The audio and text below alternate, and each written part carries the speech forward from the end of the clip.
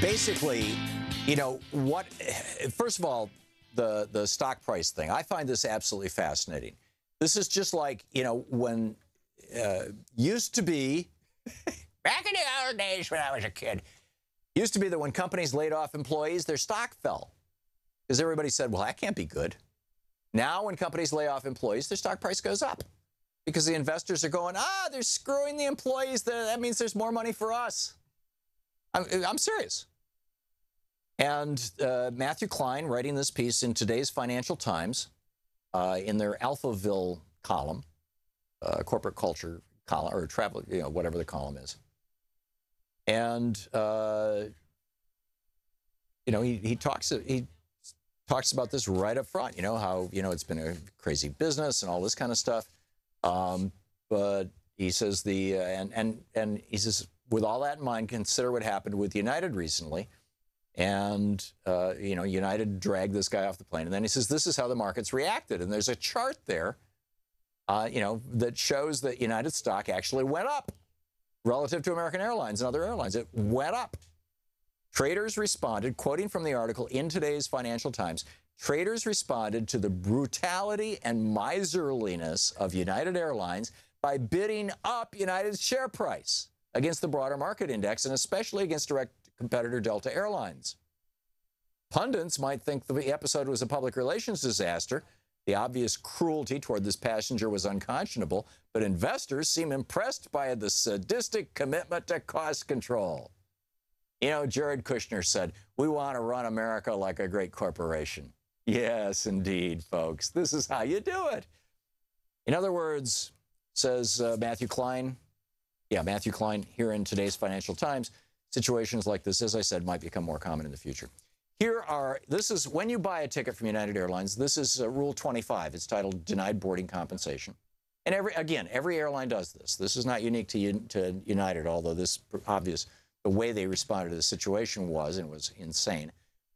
Boarding priorities. This is Flight 25. If a flight is oversold, this flight, by the way, was not oversold, according to some of the media reports.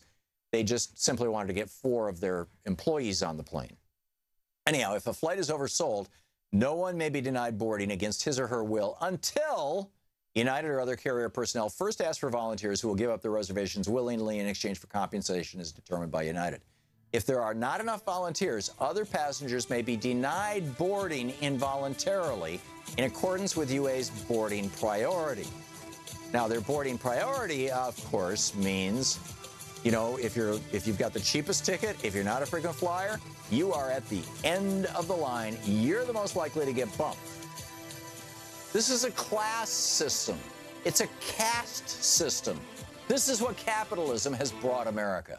For those of you who are calling in or tweeting or in our chat room correcting me on United share prices, I started going down that road and somewhat got diverted. But yes, United's share prices today are down. In fact, they were down in before market opening trading.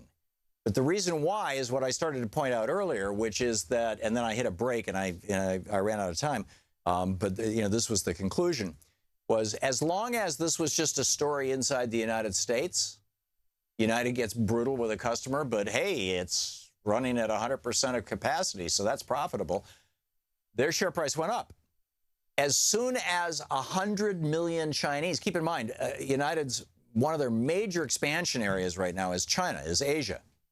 They're trying to become the, you know, you want to go from the United States to China, take American, or to United rather, take United.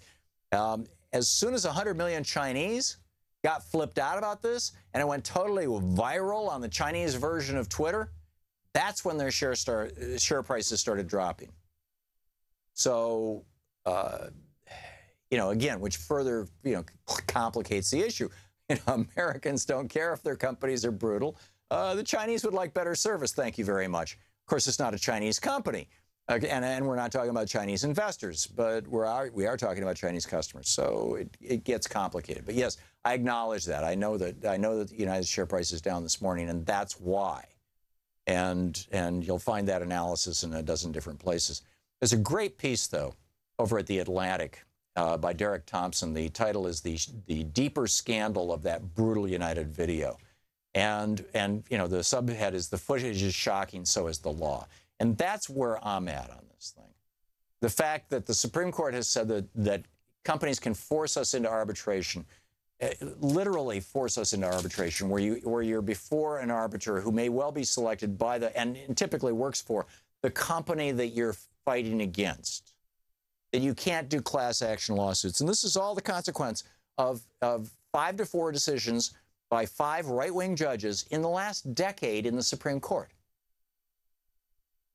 The 7th Amendment of the Constitution of the United States says, in suits at common law where the value in controversy shall exceed $20, the right of trial by jury shall be preserved, and no fact tried by a jury shall be otherwise re-examined in any court of the United States than according to the rules of the common law.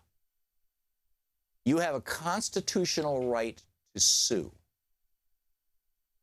unless you sign a contract that gives away that right. And that's what every airline requires you to do. That's wrong. And it's not just the airlines. If you're buying fast food, if you're buying products online, if you're doing pretty much anything these days, and you're clicking us, yes, by buying this product, I agree to the terms and services, or yes, you're giving up one of your constitutional rights. And the Supreme Court is just fine with that because it's big business. It's profitable for big business.